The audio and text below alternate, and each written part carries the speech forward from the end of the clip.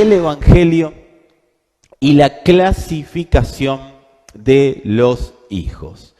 Yo estoy convencido de que hay más gente, habiendo escuchado de salvación, hay más gente salva que la que podemos nosotros tener estadísticamente. Pero también estoy convencido de que tenemos muchísima gente salva, pero muy poca gente operando en salvación. No es lo mismo ser salvo que operar en salvación. Son dos cosas totalmente diferentes. Aunque parecen similares, no lo son. Son dos cosas distintas. Y yo creo que hay poca gente operando en salvación por tres motivos. El primero es que poca gente se ocupa o se ha ocupado de saber por qué fue salvada o de qué fue salvada. Hay una ocupación muy grande por saber los beneficios y de hecho desde este lado se ha hecho mucha campaña, no lo hemos hecho nosotros, pero bueno, se ha hecho mucha campaña en función de hacer quedar bien a Dios, y en campaña se hacen regalitos o se hacen promesas. ¿Para qué? Para generar adeptos. La realidad es que desde este lado, desde los púlpitos, no se ha definido con claridad, o no hemos sabido, o no hemos podido definir con claridad de qué hemos sido salvos. Pero tampoco hubo mucha demanda de saber. Y este es un tema de tener entendimiento de qué fuimos salvos. Ese es uno de los puntos por los cuales entiendo que las personas son salvas, pero no operan en salvación. Lo segundo, poca gente se ocupa de saber para qué. O sea, recién hablábamos de que poca gente se ocupa en saber de qué. Ahora, también hay poca gente que se ocupa en saber para qué fue salvada. Y lo tercero, al haber gente que no sabe de qué, y al haber gente, o lo sabemos pero ahí a las perdidas, al haber gente que no sabe para qué, o lo sabemos pero ahí a las perdidas, ¿y a qué pruebas me remito de que es a las perdidas? Al resultado que tenemos, al resultado que la iglesia ha demostrado. La iglesia acá, ¿sí? La iglesia celestial ya está disfrutando de esa salvación. Entonces esto ha generado un tercer punto de tener poca gente operando en salvación, que ha producido pocos militantes de la salvación. Y ahora vamos a hablar en un ratito sobre los militantes, porque amados, sin militantes la salvación termina siendo una historia, un lindo cuentito. Cuando hablamos de militantes, hablamos de personas trabajando, operando, viviendo en salvación. Pero sin militantes termina siendo un lindo cuentito. Ninguna construcción, absolutamente ninguna construcción, se puede realizar sin una buena militancia. Por más brillante que sea el líder o por más espectacular que sea lo que se quiere manifestar, expresar, comunicar, sin militantes eso termina pronto. Sin militantes la salvación, como decíamos recién, termina siendo un cuentito. Las ideas más macabras, y si se me permite el término, porque voy a hablar de la tierra, las ideas más macabras y estúpidas son llevadas a cabo porque hay buena militancia. cuando hay buena militancia, hasta la idea más inverosímil, hasta la tontería más grande, hasta la mentira más enorme, se puede llevar a la práctica y se puede establecer en una generación y se pueden establecer parámetros de conducta en una generación cuando hay una buena militancia impregnada y determinada a llevar a cabo lo que haya que llevar a cabo.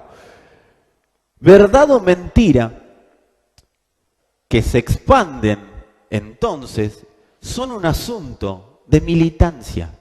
La verdad o la mentira expandidas tienen pura y exclusivamente que ver con una cosa: militancia.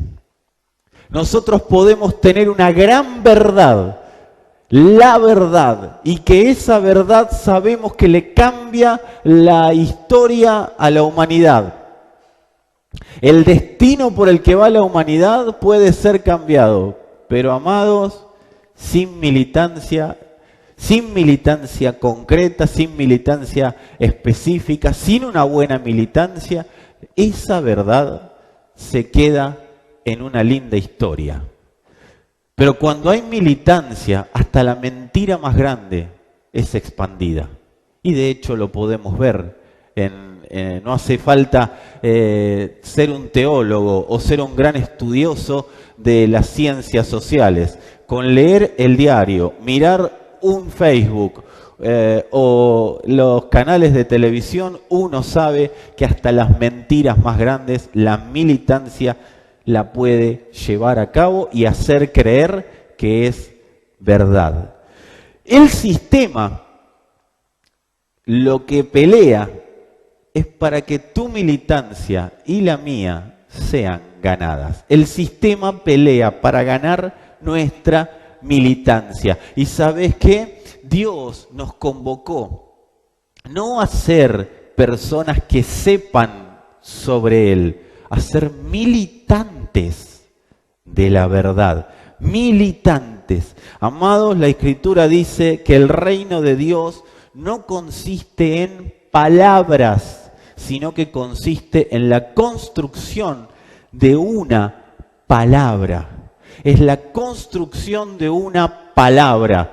Y cuando hablamos de construcción, vos me podés decir, pero la palabra ya está construida, porque la palabra es Cristo. Sí, pero hay que construir esa verdad para que sea expandida en la tierra. Y para eso Dios convocó no evangélicos, Dios no convocó personas que recibieron un milagro, Dios no convocó a ver si puedo contar con uno, a ver si el otro me puede ayudar. Dios convocó militancia. Dios nos convocó para que seamos militantes. Si yo le tendría que cambiar un poco el nombre a este mensaje, a esta palabra, le pondría militantes de la salvación.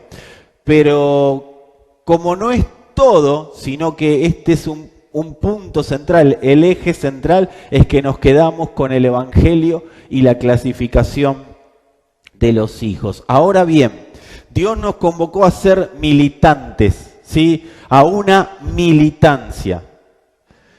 El tema es definir si nosotros vamos a contribuir con esa militancia, vamos a ser colaboradores de Dios, militando para que la verdad sea una realidad en la tierra, o vamos a ser colaboradores de la mentira. Vamos a ser militantes de la mentira. Decíamos, el reino de Dios no consiste en palabras.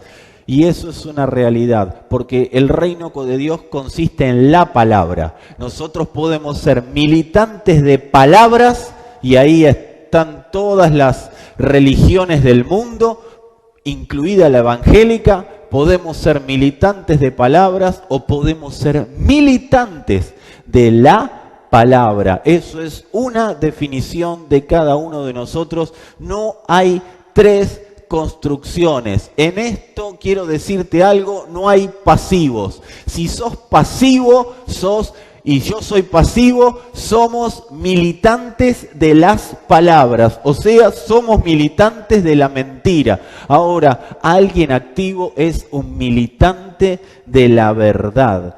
La pregunta que yo te quiero hacer es, una de las preguntas de esta tarde-noche, ¿qué legado está dejando mi construcción? ¿Qué legado está dejando mi militancia? ¿Dónde estoy dejando a los que me ven, a los que me observan, a los que vienen detrás de mí? ¿Dónde están quedando? Porque donde yo esté viendo que los estoy dejando es la militancia que he tomado. Te reitero, no hay tres opciones: o las palabras, o sea, la mentira, o la palabra, o sea, la verdad. El que es pasivo está militando a favor de la mentira, a favor de las palabras. Vamos a meternos de lleno en tema. Dice la Escritura que el Dios de este siglo cegó el entendimiento de los incrédulos. Puntualmente, 2 Corintios 4:3 dice: pero si nuestro evangelio está aún encubierto, entre los que se pierden está encubierto, en los cuales el Dios de este siglo cegó el entendimiento de los incrédulos, para que no les resplandezca la luz del evangelio de la gloria del Cristo, el cual es la imagen de Dios. ¿Para qué fue cegado el entendimiento? Es clara la Escritura. Biblia responde a Biblia, como dice el apóstol Juan Balistreri. El entendimiento fue cegado para que no resplandezca el evangelio, para que la luz del evangelio no resplandezca. Ahora bien, el Dios de este siglo, o sea, el diablo, no es uno de pijama rojo con un tridente que anda ahí pinchando gente a ver si la molesta, o que le aparece a la noche y le hace ¡bu! Te vengo a molestar. Amados, puede tener cada tanto esa caracterización, pero amados, el Dios de este siglo, el diablo, es todo un sistema de argumentos, de mentiras, de opiniones, de creencias, de tradiciones. Ese es el Dios de este siglo. Todo un sistema de creencias, argumentos, opiniones, maneras de pensar personales, estructuras de pensamiento. Es todo un sistema operativo. No es simplemente uno que lo echamos fuera, lo echamos fuera. El problema es que lo hemos echado fuera de todos lados sin entender a quién estábamos echando fuera y qué era lo que estábamos echando fuera. Lo que se echa fuera o lo que se debería echar fuera es todo un sistema operativo. No es una personificación, es un sistema que está enquistado en este mundo y está enquistado en las mentes de las personas. Está enquistado de tal manera que ha permeado al corazón de las personas. Y las personas, sin saberlo, son militantes de ese sistema. Ahora, ¿por qué el Dios de este siglo? Y hoy me voy a poner bastante bíblico. ¿Por qué el Dios de este siglo pudo cegar el entendimiento de los incrédulos? Y esto respondería a una pregunta: ¿dónde estaba Dios cuando? Ponele lo que quieras a los puntos suspensivos. ¿Por qué el Dios de este siglo pudo cegar el entendimiento de los incrédulos? Por una sencilla razón: las tinieblas tienen derecho legal para cegar. Tienen un derecho legal. No es que las tinieblas tienen autoridad, no es que las tinieblas tienen autoridad propia, no es que tienen poder propio, no es que las tinieblas tengan un gobierno propio. No, ellos tienen una legalidad que ahora vamos a explicarla, que no es propia, sino que es una legalidad asignada. Y que las tinieblas tengan una legalidad para operar y para cegar, es una pésima noticia. Pero vamos a leer profundamente esta mala noticia, pero después vamos a leer la buena noticia. A mí me gustaría que podamos, porque sin la mala noticia nunca vamos a poder disfrutar y valorar la buena. Entonces es necesario poder hablar de las dos caras, de las dos noticias que tenemos nosotros. Por un lado, las tinieblas toman la legalidad de la ley. Cuando hablamos de los mandamientos y todas las reglamentaciones que siguieron luego con los mandamientos, las aplicaciones que tuvo que seguir Israel, estamos hablando de la ley. Y ahora van a ver que mientras charlamos, cuanta más gente quiera cumplir la ley, más gente le da autoridad legal a las tinieblas para seguirlo cegando. Dice Romanos 7, 9 al 11. Y en un tiempo, dice acá el apóstol Pablo, yo vivía sin la ley. Pero, ¿de qué está hablando? De Adán, de toda una naturaleza, todo un sistema de creencias. En un tiempo yo vivía sin la ley, pero al venir el mandamiento, el pecado revivió y yo morí. Y este mandamiento, que era para vida, a mí me resultó para muerte. Romanos 7, 9 a 11. Este mandamiento, que era para vida, a mí me resultó para muerte. Porque el pecado, y seguime acá, el pecado, aprovechándose del mandamiento, me engañó y por medio de él me mató. ¡Wow!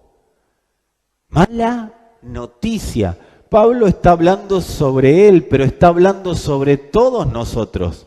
El pecado, aprovechándose del mandamiento, de la ley, lo agarró, tomó legalidad y lo usó para matarnos. Dice Gálatas 3:19. Entonces, ¿para qué sirve la ley? Yo los invito a que lean todo el capítulo. Yo voy a leer este fragmento. Entonces, ¿para qué sirve la ley? Dice, fue añadida a causa de las transgresiones hasta que viniese la simiente a quien fue hecha la promesa. Por otro lado, las tinieblas tienen legalidad por las palabras del mismo Señor. Toman las palabras del Señor y utilizan la legalidad de esas palabras para ejecutar ceguera, para ejecutar condenación. Alguien que está ciego está condenado. Dice Juan 3, 18 y 19, ciego al Evangelio, se entiende. Juan 3, 18 y 19. El que en él cree no es condenado, pero el que no cree ya ha sido condenado, porque no ha creído en el nombre del unigénito Hijo de Dios. Y esta es la condenación. ¿Cuál es la condenación? Yo me siento condenado, Hay una condenación. Dice, esta es la condenación. Que la luz vino al mundo y los hombres amaron más las tinieblas que la luz, porque sus obras eran malas. Esto es una palabra legal. Cada palabra del Señor es legal. La cuestión del Evangelio es una cuestión de legalidad. Cuando nosotros vamos según la legalidad, todo lo que habla el Evangelio nos es añadido. Ahora, también tenemos que saber que las tinieblas usan la legalidad y no nos permiten a nosotros ver nunca que están usando la legalidad para poder cegarnos y que la luz del Evangelio no nos resplandezca. Dice segunda de Tesalonicenses, capítulo 2, porque ya está en acción el misterio de la iniquidad. Esto cuando te dicen, no, que el Papa es el anticristo, que el otro es el anticristo, hay anticristo por todos lados, que la gran ramera es Roma, Estados Unidos y andás a ver quién más. Amado, el ministerio de la iniquidad antes de que exista el misterio de la iniquidad, antes de que exista Estados Unidos, el Papa, la gran ramera que vos le quieras poner al nombre terrenal que le quieras poner, ya estaba en funcionamiento, no es algo que va a venir, es todo un sistema que está funcionando. Porque ya está en acción el misterio de la iniquidad, solo que hay quien al presente lo detiene, la iglesia, hasta que él a su vez sea quitado de en medio. Y entonces se manifestará aquel inicuo a quien el Señor matará con el espíritu de su boca, o sea, con la palabra, y destruirá con el resplandor de su venida, porque la palabra es vida, porque la palabra es luz, y la luz vence sobre las tinieblas y la vida sobre la muerte. Inicuo cuyo advenimiento es por obra de Satanás, con gran poder y señales y prodigios mentirosos. Tengan paz, no quiero ir a este punto escatológico. Y con todo engaño, y acá es donde quiero ir, fíjate cómo opera, y con todo engaño de iniquidad para los que se pierden. ¿Cómo hace para engañar a los que se pierden? Usando la legalidad. La luz vino al mundo. Los hombres amaron más las tinieblas que la luz. No es que Dios va a mandar gente al infierno. No es que la gente que no está bajo la luz ya ha sido condenada porque no está bajo la luz por decisión propia. Opera en un sistema de condenación. No es que está condenada al infierno, ese es otro tema que no estamos tratando hoy. Opera bajo un sistema que ya está condenado. Opera bajo un sistema que lo tiene ciego. Dice, y con todo engaño de iniquidad para los que se pierden, por cuanto no recibieron el amor de la verdad para ser salvos. Y fíjate lo que dice acá, y si no es el tiempo que estamos viviendo. Por esto Dios les envía un poder engañoso para que crean la mentira, a fin de que sean condenados todos los que no creyeron a la verdad, sino que se complacieron en la injusticia. En estas cosas se basan para tener legalidad y mantenernos en un sistema de ceguera. ¿Cómo opera este sistema de ceguera? ¿Cómo operan las tinieblas dentro de este sistema de ceguera? Utilizando dos palabras, en realidad las funciones de esta palabra, pero vamos a armarlo pedagógicamente, utilizando dos palabras. Por un lado, clasificando, y por otro lado, calificando. Clasificando y calificando. Parecen similares, son similares, pero no significan lo mismo. Clasificar es ordenar o disponer por clases algo. Dar carácter secreto o reservado a un documento. Obtener determinado puesto en una competición. Eso es clasificar. Sin embargo, calificar es apreciar o determinar las cualidades o circunstancias de alguien o de algo. Expresar o declarar un juicio sobre algo o alguien. Ahí está diciendo, lo calificó de alguna manera. La palabra calificar viene del latín qualificare y significa apreciar, como decíamos recién, las cualidades de algo. ¿Sabes qué un sinónimo de calificar que a mí me llamó tremendamente la atención? ¿Sabes que hay un sinónimo que a mí me impactó? No sé si te importa mucho que me haya impactado, que haya un sinónimo que a mí me impactó, pero bueno, a mí me impactó. ¿Sabes con qué se hace similitud, se hace sinónimo de la palabra calificar? Con bautizar. Bautizar es sinónimo de calificar. Tenelo ahí en un cuadradito. El hombre sin Dios ha sido no descalificado. El hombre fue desclasificado eternamente. El hombre tenía equipo para salir campeón del mundo y lo mandaron al descenso. Pero no fue el diablo el que mandó al hombre al descenso. El que mandó el hombre al descenso fue Dios. Lo desclasificó, lo puso último. Como voy a citar nuevamente al apóstol Juan Balistreri, lo puso a la cola. Era el uno, pero el hombre terminó en el último lugar.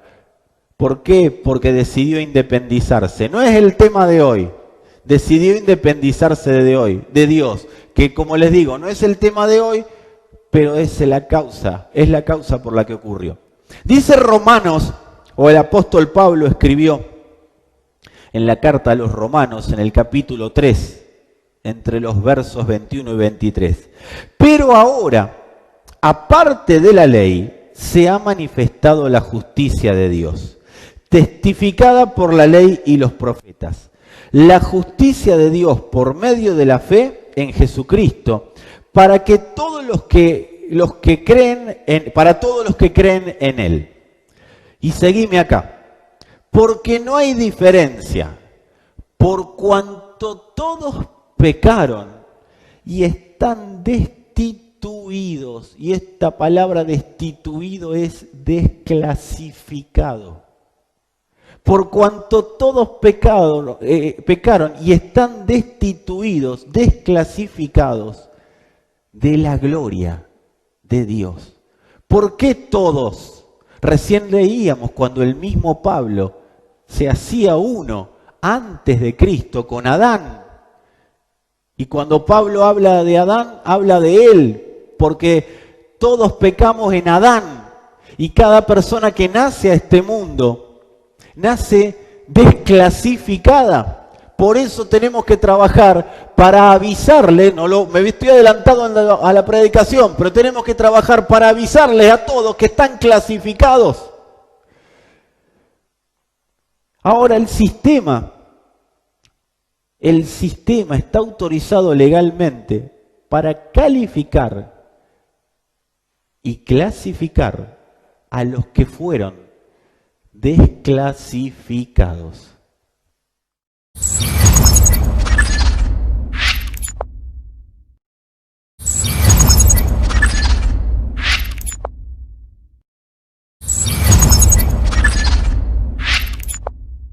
El sistema está autorizado para calificar y desclasificar. El sistema a los desclasificados los descalifica. En realidad, los califica para clasificarlos según lo que necesita. Algunas clasificaciones del sistema quiero darte. Porque a veces creemos que las personas que operan en el sistema son así como una cosa fea, inmunda, los mundanos. En una época la iglesia decía, ojo, donde vas a comer, no te juntes con... Había gente que dejaba de juntarse con la familia porque eran, no, me voy a contaminar, y etcétera, etcétera. Pero yo te voy a dar algunas clasificaciones que no son tan feas a la vista, pero son clasificaciones del sistema. Los desclasificados, el sistema los clasifica y los hace operar y los hace funcionar. todo el sistema. Cuando hablo del sistema, hablo del sistema de tinieblas, ¿sí? Del sistema de ignorancia, del sistema de mentira. Recién hablábamos de cómo opera. Algunas clasificaciones del sistema. El sistema clasifica a las personas en solidarios. Hay gente que es muy solidaria, pero opera desde la desclasificación. Religiosos, gente muy devota. Yo soy devoto de esto, yo soy devoto. Hay gente que es devota de pastores también. Gente que, no, porque yo, militantes de pastores, en vez de militantes de salvación, militantes de pastores. No me quiero detener mucho en estas cosas. Otra de las clasificaciones del sistema, los discutidores, que vive discutiendo, es un clasificado por el sistema. El sistema clasifica a las personas para que sean alguien. El sistema clasifica a las personas para que no sean nadie. La estima es cuestión de sistema, sube, baja. Donde quiere el sistema que vos operes, te va a poner. Y me va a poner, siempre y cuando operemos como desclasificados. Ahora lo vamos a resolver eso. El sistema clasifica a las personas de humildes también. Por eso hay una falsa humildad, hay una apariencia de piedad. El sistema clasifica a las personas como vanidosos. Humildes, vanidosos, son parte de la misma clasificación. ¿Viste esa gente? Me voy a para los humildes, esa gente que vos decís, le falta el Señor nada más. Y sí, porque está desclasificado. Por más que sea divina persona, está desclasificado. Depresivos, eufóricos, pasionales, son todas clasificaciones. Hay personas que son muy familiares y eso, la familia, lo primero, la familia, el vínculo, la familia, es una clasificación del sistema. Después están los otros, los desamorados que no quieren ver la familia nunca. O sea, pero son todas clasificaciones del sistema. El sistema clasifica. Uno ve a una persona re familiar, sale todos los días con la familia y está ahí, y vos decís, qué buen tipo, este debe ser creyente, hace mejores cosas que los creyentes. No, amado, está clasificado. Si no opera en Cristo, está clasificado. Si no es militante de la verdad, por más familiero, está también operando en un sistema desclasificado. Y no me pidan que lo vuelva a separar. Todas estas personas, y hay más, son moldeados y al estar desclasificados, están cegados por el sistema. El sistema va a trabajar, al familiero lo va a agarrar y le va a decir, lo primero es la familia, lo primero es la familia, lo primero es la familia. Entonces ese familiero va a tener en su cabeza, lo primero es la familia, lo primero es la familia, y va a hacer todo en función de la familia. Digo, ¿está mal eso? No está mal operando correctamente. Pero si opero dentro de una clasificación, todo eso va a operar para que yo no pueda ver la verdad. Me va a enceguecer cada día más. ¿Viste esas personas que dicen, hay que dejarle algo a los hijos? El tema es ¿qué le estás dejando? Porque mientras te ocupás de dejarle algo a los hijos, está siendo cegado y está siendo embaucado y está siendo metido en un sistema de mentira que te tiene ciego. De hecho, el rebelde que conocemos en las congregaciones, tan conocido y tan hablado de los rebeldes, tanto hemos hablado, es alguien que está influenciado y operando bajo una calificación del sistema. Y en esa calificación opera dentro de una clasificación que se le asignó. Se lo puso en un corralito. Salvo que Cristo rompa eso, se va a ir al cielo rebelde, sin saber, sin poder dar a luz aquello para lo que fue creado en la tierra. Opuesto en la tierra. La mayoría de los criticones que no es lo mismo que crítico, ¿sí? Crítico y criticón son dos cosas distintas que no las voy a diferenciar hoy. Pero todo parte de la misma raíz de la palabra. La palabra todo viene de crisis, ¿sí? De crisis se deriva el crítico, porque está la crítica, y se deriva el criticón. El criticón es el que habla de todo pero no sabe de nada. Habla de contextos, reitero, no es mi tema el de hoy, pero la mayoría de los criticones son personas que ya están calificadas y clasificadas en ese sector, y si Cristo no rompe eso, esa persona va a seguir siendo una persona que se oponga no a Dios, se opone a sí misma. Porque el criticón es esa persona que tiene todo para hacer algo, pero no tiene la determinación de hacerlo. Es medio vago el criticón. No quiere esforzarse por hacer lo que critica. Es todo parte de un sistema enceguecedor. El sistema que enceguece a veces hace creer a las personas que son espirituales porque tienen dones, porque manifiestan dones. Amados, estamos hablando de las malas noticias, ya vamos a ir a las buenas, quédense tranquilos. No se vayan tan rápido, te estoy dando el pantallazo de cómo opera y qué fácil es engañar a las personas por este sistema corrupto. El sistema hace creer a las personas dentro de una clasificación es que son muy espirituales porque manejan algunos dones.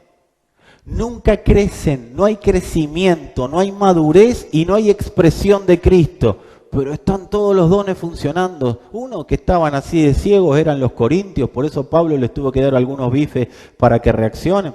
Por eso Pablo a ellos fue a lo que les dijo: el Dios de este siglo cegó el entendimiento de los incrédulos para que no les resplandezca la luz del Evangelio. Les estaba diciendo: ustedes tienen muchos dones, ustedes hacen muchos milagros, ustedes hacen muchas sanidades, ustedes hablan todos en lengua, ustedes manifiestan la verdad que parece la iglesia ideal, pero son todos una manga de inmaduros que están cegados por el Dios de este siglo. Puro don. El sistema se toma de la legalidad, como decíamos hace un rato, de la palabra para mantener ciegas a las personas.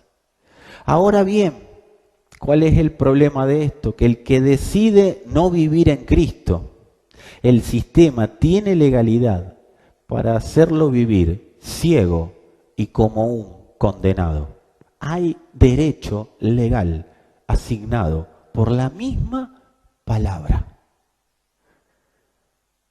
Aún a quienes deciden vivir en Cristo, y no es que tratan, sino que viviendo en Cristo o habiendo conocido la salvación, deciden operar en su propia naturaleza carnal.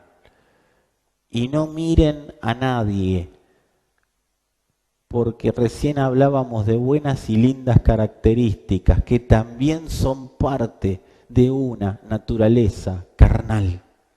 Todo el que no opera según el sistema de la verdad, que es Cristo mismo, en obediencia al Espíritu, escuchando la voz del Espíritu, puede equivocarse, puede errarle, pero sigue caminando, sigue sabiendo hacia dónde va, sigue sabiendo el motivo por el cual fue salvado, sigue entendiendo y militando a favor de la salvación a pesar de que tenga errores, sigue llevando el Evangelio de la manera que fue diseñado para ser llevado, sigue perseverando en lo que el Padre le dice. Esa persona es la que determinó vivir en el sistema de verdad, pero el que determina ser un pasivo de la salvación es alguien que decidió vivir en su propia naturaleza carnal, queda cegado y sin entendimiento. El objetivo de las tinieblas es que nunca nosotros podamos ver la calificación y la clasificación que nos fueron dadas en la cruz. Ese es el objetivo de las tinieblas. Esa es la razón de su militancia. Que los que fueron llamados a ser militantes de la salvación no puedan cumplir con su asignación en la tierra. Necesitamos salir urgente de la mentira que ya nos calificó y que ya nos clasificó, de este sistema que nos tiene en un marquito, y no te vayas a mover de ahí, no te vayas a correr de ese lugar. Ahora bien, decíamos, hasta acá la mala noticia. Las tinieblas tienen derecho legal, pero la misma Escritura habla del salvoconducto. Amado, ¿por qué se habla de juicio? Porque todo se resuelve ante un juez. Ahí, dentro de un juicio, está el fiscal que presenta todos sus argumentos, tal cual lo venimos explicando recién. El fiscal dice, todos fueron destituidos. El fiscal dice, no creyeron, no se sujetan, no obedecen, así que tengo derecho legal para cegarlo. Eso dice el fiscal. Pero hay otra parte, que es la del abogado. Y el abogado está a favor de. El fiscal siempre presenta los argumentos en contra de. Para el fiscal, todos son culpables hasta que se demuestre lo contrario. Pero para el abogado, todos son inocentes hasta que se demuestre lo contrario. Y viene el abogado y hay un salvoconducto legal. La misma Escritura nos lo presenta. Dice Gálatas 3, 13 y 14. Cristo nos redimió de la maldición de la ley, habiéndose hecho maldición por nosotros. O sea, el mismo abogado se cargó el delito, se lo puso él. Porque escrito está, maldito todo el que cuelga de un madero, a fin de que en Cristo Jesús la bendición de Abraham viniera a los gentiles, para que recibiésemos la promesa del Espíritu mediante la fe. No tenés que andar pidiendo el Espíritu porque hay una promesa que te van a dar el Espíritu. No, está hablando de lo que pasó. Los militantes de salvación hablamos de lo que ocurrió, de lo que ya está sentenciado, de lo que ya está firmado. Es una certeza. No tenés que esperar, Espíritu Santo, ven, ya vino, ya está metido y ya está operando en vos. Así como hay un misterio, hay una iniquidad gobernante en un sistema corrupto, fuimos redimidos, fuimos sacados de ese sistema corrupto porque toda maldición fue en Cristo y todo el que está en Cristo puede ver lo que el Padre ha determinado que veamos, y es esta bendición tan grande de ser hijos. Cristo nos redimió de la maldición de la ley. Si tenés a alguien al lado, estamos tan acostumbrados a decir estas cosas, estamos tan acostumbrados, estamos tan, como por decirlo de alguna manera, estamos tan pasados de mensajes, de escritura, de palabra, que no disfrutamos lo que pasó con nosotros. No disfrutamos de la fiesta del Cordero, la fiesta del Señor. Es esta. Todas las fiestas que el antiguo pacto iban anunciando hablaban de Cristo, eran tipo y sombra de Cristo. O sea que el Señor es un fiestero fiestero bárbaro y nos invitó a vivir en la fiesta que es Él mismo. Él es la fiesta. Amados, nos invitaron a vivir en una fiesta. Viví de fiesta. Saca esa cara de amargado. Decile a uno ahí en tu casa, despeinar el pelado que esté cerca. No sé, empuja a alguno. Vivimos en una fiesta. Qué fantástica, fantástica esta fiesta. Es buena, esa es primera de Rafael Acarrá, ¿no? ¿Sí? Primera de Rafael Acarrá, 3:14. Fantástica fiesta que nos invitaron a vivir. ¿Por qué? ¿Por qué se hizo la fiesta? Porque estábamos maldecidos, estábamos muertos, estábamos separados, había derecho legal contra nosotros, pero nos redimieron, nos sacaron de ahí y nos invitaron a una fiesta de vida. Cuando las tinieblas estaban haciendo una fiesta de muerte con nosotros, nos invitaron a una fiesta de vida. Dice Colosenses 2:13 al 15.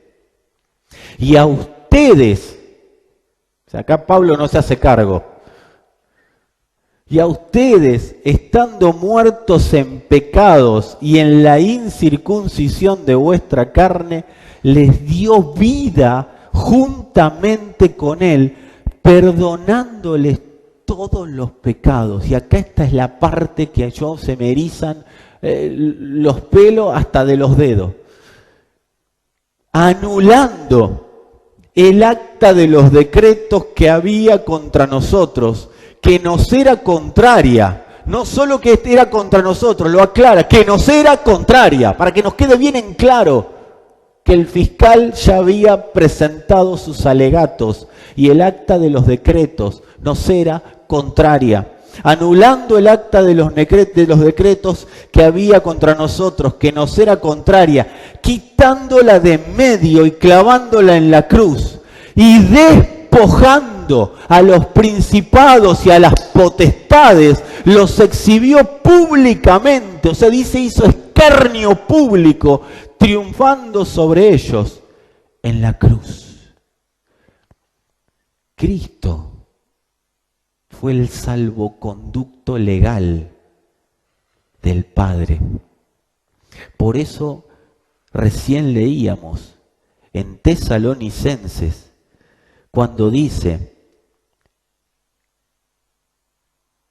Dios envía un poder engañoso para que crean en la mentira, a fin de que fueran condenados los que no creyeron a la verdad, sino que se complacieron en la injusticia. Pero previamente dice: por cuanto no recibieron el amor de la verdad para ser salvos.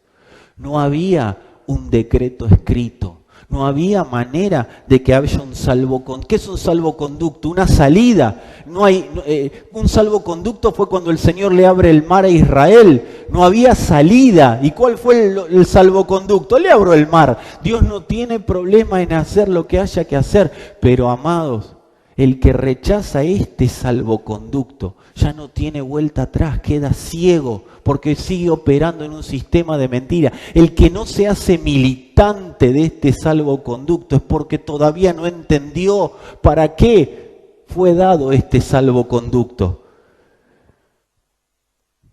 Él fue el salvoconducto legal. El Padre no mandó una carta y le dijo al diablo: mirá que te voy a destituir, no tenés más autoridad sobre la gente. La única manera de generar este salvoconducto era con una muerte. Y tenía que ser la muerte de uno sin pecado, de uno que no tenga manera, que nosotros no tengamos forma de devolvérselo y que tampoco pida que se lo devuelvan. Y el único que podía hacer eso era el Hijo. El Padre, con todo su amor, presentó la verdad en una cruz. ¿Por qué decimos la verdad? Porque la verdad venció todos los alegatos que nos eran contrarios. No porque la ley fuera mentira, pero la ley era un alegato en contra de nosotros. Y vino Cristo y determinó que sea Él. Porque es fácil decir, cumplió la ley. Por causa de la ley fue muerto. Pero resucitó. Y juntamente con Él nos resucitó a todos nosotros. Ahí fue el salvoconducto. Están todos muertos, pero venga, me los llevo a todos a una resurrección eterna. El acta que nos era contraria, que fue clavada en la cruz, era la ley. Y las tinieblas fueron expuestas en esa misma cruz. Y todo su engaño con ellas. Por eso el que opera según la palabra de la cruz sabe cuando está la oscuridad, las tinieblas delante de él. Porque las tinieblas son expuestas en la cruz. Toda tiniebla es expuesta en la cruz. Por eso los evangélicos somos muy rápidos para decir, todo saldrá luz. No, la luz que se manifestó en la cruz fue una luz que expuso a las tinieblas. Las tinieblas fueron expuestas. ¿Qué es expuesta? ¿Que puso una linterna y se vieron todos los demonios? No, amado, las tinieblas fueron expuestas. Ya no pueden operar en quien está en Cristo. El sistema de mentira, salvo que la persona decida vivir ahí, no tiene gobierno sobre la persona. Me faltan palabras para describir esto. El idioma castellano limitado que yo tengo no me alcanza y apelo a que el Espíritu sea el que te lo transmita. Solo quien decide operar en el sistema de mentira, por causa de esta luz, vivirá esclavo de él. Amados, para mí, opinión personal. Hablábamos el otro día en contra de las opiniones, voy a transgredir la palabra. Yo creo que es así, pero no me voy a meter en la vida de cada uno. Pero desde mi punto de vista, es una tontería operar en un sistema maldecido cuando fuimos salvados de ahí. Es ridículo que sigamos operando en un sistema maldecido cuando fuimos extraídos de ahí. Ahora bien, recién hablábamos de clasificación o de desclasificación. Dios nos desclasificó en Adán, pero nunca nos descalificó. Dios nunca le sacó calidad en su visión sobre el hombre y sobre todo lo que él había creado. Dios no descalificó nunca lo que creó, nunca le sacó valor. Por eso de tal manera amó Dios al mundo, de tal manera nos calificó, de tal manera amó que dio a su Hijo para que todo aquel que en él crea no se pierda y tenga vida eterna. Ustedes lo conocen, Juan 3, 16, 17 es archiconocido. Pero lo voy a traer un poquito a la predicación. De tal manera nos calificó que nos clasificó. De tal manera amó a los que estaban desclasificados, porque para él seguían siendo calificados, que al dar al Hijo los volvió a clasificar. Por eso Él es la cabeza y nosotros somos la herencia de esa cabeza. Él es el primogénito, pero nosotros vamos con Él porque volvimos al primer lugar. Los hijos volvieron al primer lugar. Por eso la Escritura, y principalmente el apóstol Pablo, que estoy seguro que si hay alguien que vio esto fue él, hacía tantas analogías con la carrera, con la corona, porque él hablaba de clasificación. Nos clasificaron para correr la carrera y ganar la corona. No teníamos manera, y no hay manera humana de que el hombre pueda clasificar por sus propios medios. Dice la Escritura que fuimos predestinados, o sea, fuimos clasificados antes de que el mundo fuera. nosotros estábamos clasificados. Ocurrió que, como dijimos, fuimos desclasificados, pero esa planificación de clasificarnos en la cruz se hizo tangible. La cruz fue el trámite legal que clasificó a los que estaban predestinados para clasificar. Clasificarnos. Entonces, amados, y acá es donde tenemos que empezar a entender, para militar, clasificarnos de la desclasificación costó una vida, la vida del Hijo. Es increíble, teniendo este entendimiento, seguir operando en un sistema que está desclasificado, seguir aportando tiempo, dinero, ganas, pasión a un sistema que está desclasificado, habiendo yo estado clasificado por Dios para vivir según lo que Él ha determinado, que es mucho y más eficiente y superior de lo que este sistema puede ofrecer, como decíamos hace un rato, es una cuestión de tontería. La cruz hizo lo imposible, nos desclasificó y nos clasificó. Nos desclasificó. Esto es como agarrar un equipo de la D, de la última división del fútbol argentino, y ponerla en la primera división y a jugar la Copa Libertadores. Eso fue lo que pasó, sin que el equipo haga nada, sin tener mérito. Era humanamente, y esto quiero decirlo porque es una mala noticia, era y es humanamente imposible salir de la desclasificación del sistema. Es imposible. Solo quien está en Cristo. Por eso tanto anden en el Espíritu, anden en el Espíritu, anden en el Espíritu, anden en el Espíritu. La Escritura dice, andad en el Espíritu. ¿Pero por qué? Porque el Espíritu nos da certeza de estar clasificados y certeza de la calificación que el Padre nos dio. Escuchando al Espíritu, voy clasificando, o voy entendiendo esa clasificación. Cristo nos clasificó. Yo el otro día, mientras preparaba esto, me acordaba, a veces lo he hecho yo con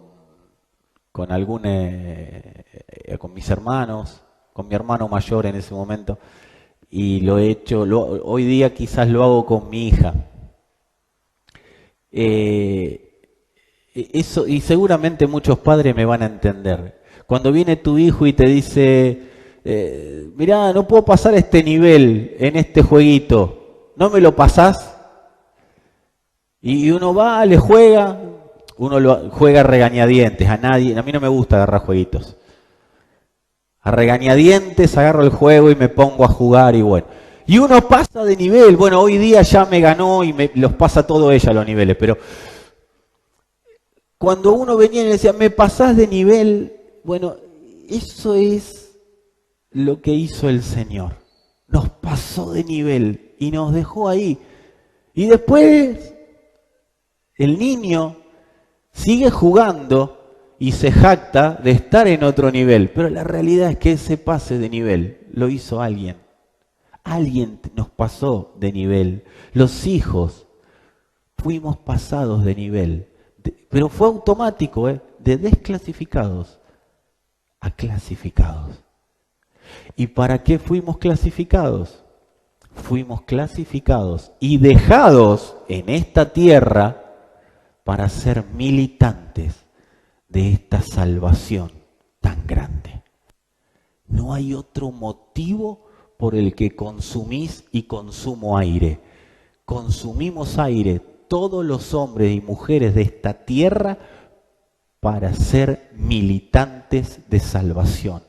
Qué bueno los que se enteraron y vamos a avisarle a la mayor cantidad de gente. Pero no le hablemos de salvación, de que te salvó del infierno. Entendamos salvación y exportemos ese entendimiento de salvación y notifiquemos sobre esa salvación tan pero tan grande. Y voy a terminar. Segunda de Tesalonicenses, capítulo 2, versos 13 y 14, dice: pero nosotros debemos dar siempre gracias a Dios respecto a vosotros, hermanos amados en el Señor, de que Dios los ha escogido desde el principio para salvación, mediante la santificación por el Espíritu y la fe en la verdad, a lo cual los llamó mediante nuestro evangelio. Pablo no hablaba del evangelio, era su evangelio, es mi evangelio, para alcanzar la gloria eterna de nuestro Señor Jesucristo. Amados, fuimos llamados a ser militantes de esta salvación. Fuimos clasificados para ser militantes de esta salvación. Y aún fuimos calificados. Dios nos dio la calificación de ser ministros competentes para exportar esta salvación. Ahora, mientras terminamos y mientras yo preparaba esto, pensaba en las características de un militante. No es que pensaba en las características mientras terminaba, lo pensaba mientras lo preparaba, pero ahora que terminamos, creo que es el momento de ver las características de un militante. Y un militante es pasional. Militante no es, no, a mí me parece que yo quisiera pensar, no, esta opinión es la mía. No, el militante es pasional. Expone su militancia con todo lo que tiene y puede. Y aunque esté equivocado, te va a plantear su entendimiento de su militancia. El militante es obediente a lo que milita. El militante no dice, bueno, a ver, Alberto se equivocó, entonces yo voy a ir en contra de lo que Alberto está haciendo. No, el militante banca lo que tiene que bancar, porque no es los militantes no son veletas. El militante es obediente, el militante recibe una orden, el militante lo mandan a cortar una calle y va a cortar una calle y no pregunta para qué tiene que cortar la calle. Y cuando le preguntan por qué está cortando la calle, el militante dice, ¿a vos qué te importa? Porque me mandaron a cortar la calle. El militante es obediente, el militante hace muy pocas preguntas y da muchísimas respuestas con sus acciones. Eso hace el militante. El militante no cuestiona, el militante obedece. El militante está entregado a la causa. El militante no está pensando si el líder está bien, el líder está mal, si el líder falló. El militante está entregado de tal manera a la causa que haga lo que haga el líder, él sigue militando por esa causa. El militante lleva la militancia a donde vaya. Amado, si vos te has sentado a comer en alguna mesa o trabajás con algún militante de alguna agrupación política, vos sabés y yo, estoy hablando de militante, no simpatizante. Esto es para otra charla, pero una cosa es el militante y el otro el simpatizante. El simpatizante es cualquier cosa. Un día te dice una cosa, el otro día te dice otra. Pero el militante lleva su militancia a donde va. Se sienta a comer con vos y no le digas que el líder está equivocado, porque el militante te va a hacer entender, por las buenas o por las malas, que lo único que existe para él y para todo lo que él, del lugar donde él pisa y donde él va, es su militancia. El militante exporta esa militancia. Donde está, la exporta. El militante es terco. ¡Ay! Dijeron los tercos. ¡Qué bueno! Yo puedo ser terco. No, para entender. El militante es terco según su militancia. Anda, no voy a decir partidos políticos, pero yo me hago una panzada con porque los que estuvieron hoy se rasgan las vestiduras por cosas de los que están. Pero los que están, cuando no estaban, hacían las cosas que criticaban que hacían los otros. O que critican que hacen los otros. O sea, el militante es tan terco que no tiene una pizca de razonamiento. El militante no le cambias la manera de pensar. El militante es determinado. Va hasta la muerte. ¿Yo he escuchado? No voy a decir la primera parte de las palabras, porque como todos terminan en istas, puedo decir la última frase o la última parte de la palabra. Pero el militante dice, yo soy ista hasta la muerte. Y más cuando hay algún partido de muchos años en Argentina. Hasta la muerte soy ista, porque es militante. Y mis hijos y los hijos de mis hijos y mi abuelo y mi tatarabuelo eran istas. Y yo voy a ser ista y me voy a morir ista. Eso es un militante.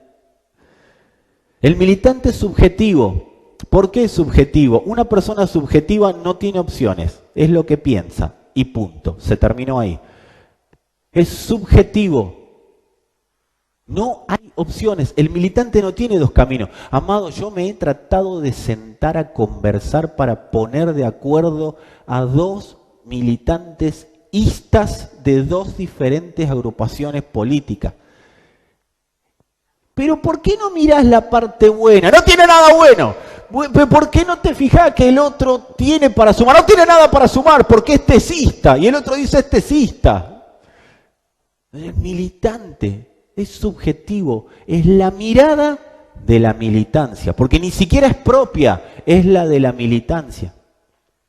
El militante es radical, no estoy hablando de don Hipólito Yrigoyen, el militante es radical, es negro o es blanco.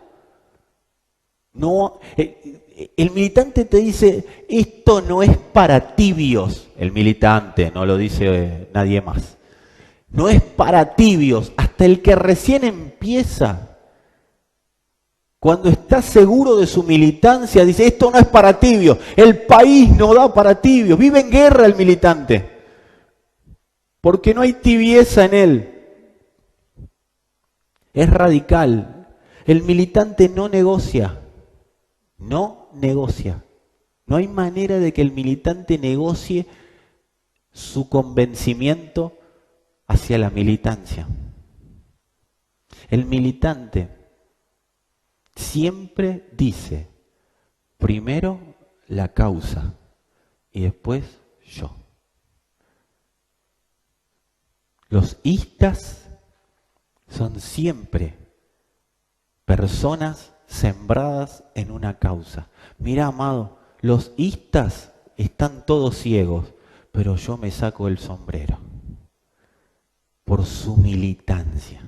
Pues se van al infierno. ¿Qué me importa? Están ciegos. Recién lo dijiste, porque viste, me usan la palabra. Amado, necesitamos militantes de la salvación. Porque cuando los militantes de la salvación aparecen, La mentira no tiene más lugar en donde esos militantes se mueven. Saulo era un militante equivocado. Saulo era un asesino de su militancia. Pablo no es que cuando era Saulo, no es que salía a matar gente porque se le ocurrió o porque era medio loquito. Era loquito, pero para la militancia. Él decía, yo milito esto. Todo lo que no sea esto tiene que morir. Él era militante de la ley y todo lo que era fuera de la ley de Dios tenía que morir. Y Pablo en esa tarea estaba hasta que se encontró con el Señor. Y el Señor le dijo, cambia la militancia, papá. Yo te escogí para que seas militante de tu salvación. Tal fue así que de tener un nombre como Saulo, que era escogido, el llamado, así era el nombre de la traducción de Saulo, el escogido, el llamado de Dios, pasó a ser Pablo, esclavo de. Primera de Timoteo, por eso Pablo le puede escribir a Timoteo, y ahí en la cartita, en lo que la imprenta le puso Primera de Timoteo 1:18 dice, este mandamiento, hijo Timoteo, te encargo, para que conforme a las profecías que se hicieron antes en cuanto a ti, recién decíamos, había una predestinación, había una clasificación. Entonces le dice, te encargo para que conforme legalidad, para que conforme, no es que ¿qué le puedo decir a Timoteo? Para motivarlo.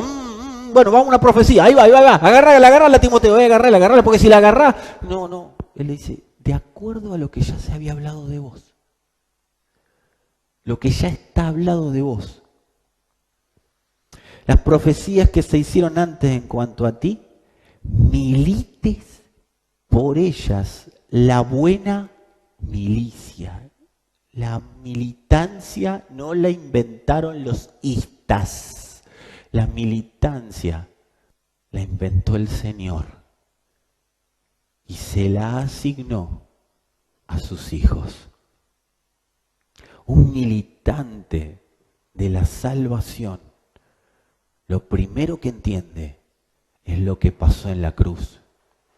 No es qué hay para mí, sino qué pasó en la cruz, porque de eso tengo que hablar.